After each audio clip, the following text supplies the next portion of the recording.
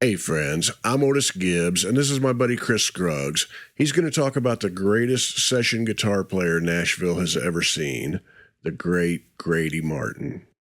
A lot of people don't realize when they listen to country records, specifically if they're country records made in Nashville, which is where most of them have been for the last 7 decades. A lot of people don't realize that for the most part, it's only one main group of musicians that are playing on all the records. And that those musicians are just very, very flexible, and they know how to change their style and their sound depending on the artist that they're working with to almost sound like they're different players than who they are. They would build a sound around each singer. And in Nashville, in the classic era, this term still gets used sometimes just to mean first call session musicians. But if you want to be really strict about it, there was a group of musicians called the ATeam.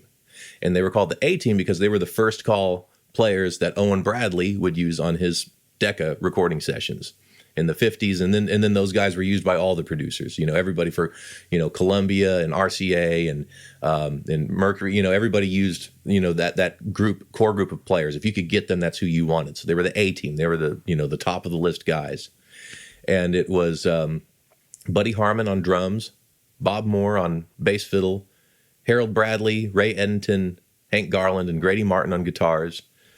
Pig Robbins and Floyd Kramer on piano. Pig picked up when Floyd retired from session work to be an artist.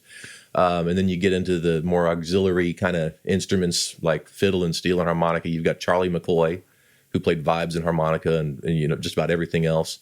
You've got Tommy Jackson for fiddle, Pete Drake for steel guitar. Early on, it was Bud Isaacs. Boots Randolph if there was a saxophone. But you had this core group of musicians that was sort of this, they weren't really like a band, but they were just the session musicians that everybody wanted. So they worked as a band, If you were to ask anybody of that era who the most significant musician of that group was, all of them, hands down, without even thinking, just say Grady Martin, the guitar player. The thing with Grady is the respect that he got from his peers and contemporaries was just enormous. When you go back and listen to a lot of the records that he played on, there are some definite standouts, like he played the fuzz bass on "Don't Worry About Me" by Marty Robbins, which was the first record to have like a fuzz style of distortion, which inspired the creation of the distortion pedal.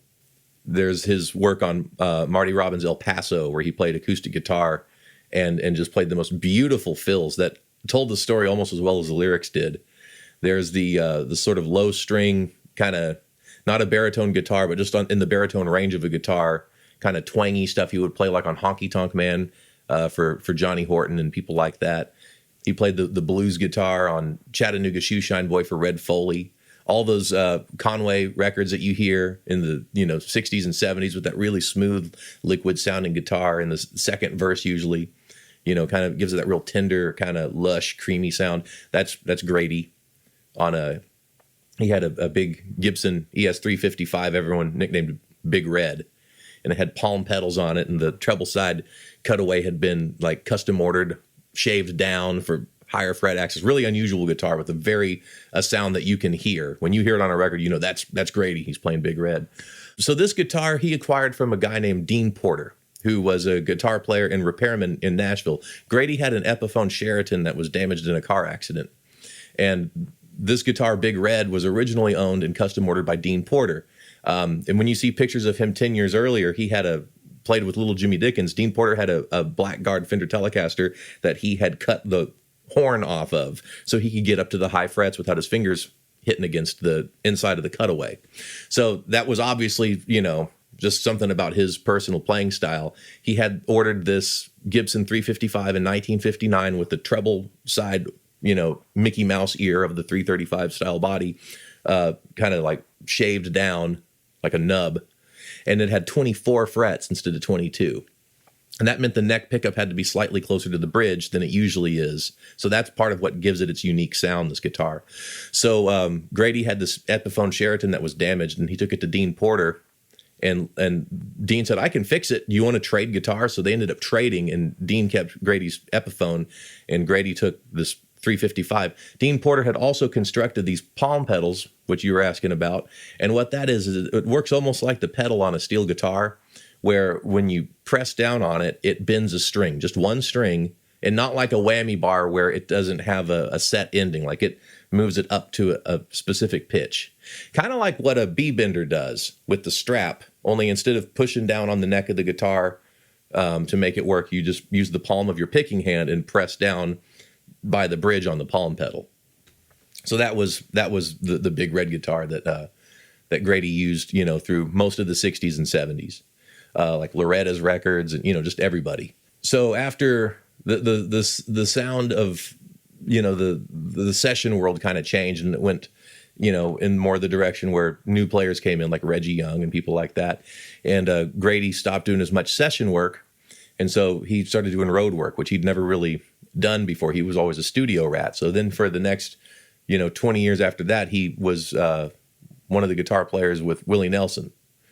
And a lot of people, when they think of Grady Martin, they think of him as that old timer that played all that real jazzy stuff in Willie's band in the 80s and 90s. And then there's people that when they think of him, they think about that real smooth kind of style that he played like in the 60s and 70s on the Conway and the Loretta Lynn records, and that more kind of liquid guitar tone. Then there's, rockabilly kids who freak out over Grady Martin because he played on a lot of records that he didn't get credit for, like for Johnny Burnett and people like that. He was just kind of one of those players where he was, and then there's people who just based off of what he played on El Paso was enough to warrant him, being elected to the Country Music Hall of Fame, which he was. So Grady was just this giant of the country music world as far as the sound of the records went. A lot of the records he played on that were hits, he didn't even really do anything that was all that, that wasn't like a standout. It was just, the fills he would play behind the vocal. Subtle things that just made the record sound better, made it sound like a hit, And I've heard people say that even if Grady was just playing like rhythm guitar or some kind of a part that wasn't taking any spotlight at all, just his presence on a session was enough to lift the room, and he would kind of be, he would kind of serve as leader on a lot of sessions, which by modern standards, that's a lot of the roles that producers play nowadays, as far as like telling, as coming up with ideas, telling, people where to play fills. Like he was kind of the guy who'd look at people like, you play, you fill this section, and nudge at him, you play this next section up here. He was an ideas kind of guy. I've heard so many stories about so many key things in the sound of country music of the last 60 years where the story goes, well, so-and-so was just messing around with that, and then Grady said, no, do that again. Hey, you should do that during the song. Things like that. Buck Trent, who played the banjo that had palm pedals on it to sound like a steel guitar, with Porter Wagner for years and years. Before he worked with Porter, he worked with the Carlisles, and they were doing a recording of Too Old to Cut the Mustard. Buck was messing with just the tuners on his banjo, which you can set to go and kind of get, these twangy, it predates pedal steel, but it's a similar sound. And he was messing with that, and as he says, twisting and turning. And Grady said, hey, when we record this, when on the song and your solo, you do that and you just lean into it hard, and just, be relentless with it. He was like, are you sure? He said, yeah. And that's what made the record sound unique. And that was the start of kind of the Buck Trent sound on records, where it was just all these kind of pedal steel sounding bends, but on a banjo. I've heard him get some of the credit for helping Ray Edenton develop what's called Nashville tuning, which is when you take the octave strings of a 12-string guitar, which is basically the low 4 strings are an octave higher and the high 2 are the same pitch. And you just put those on a 6-string guitar. That he was involved in developing that with Ray Edenton, who's really who, popularized it by playing it on records.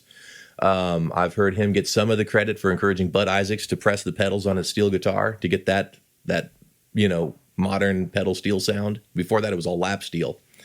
And supposedly Bud Isaacs he played a chord and pressed the pedal to show that, I can get 2 tunings at the same time. Like I played this and it's an E9 tuning, and then I press the pedals down and it's an A6 tuning.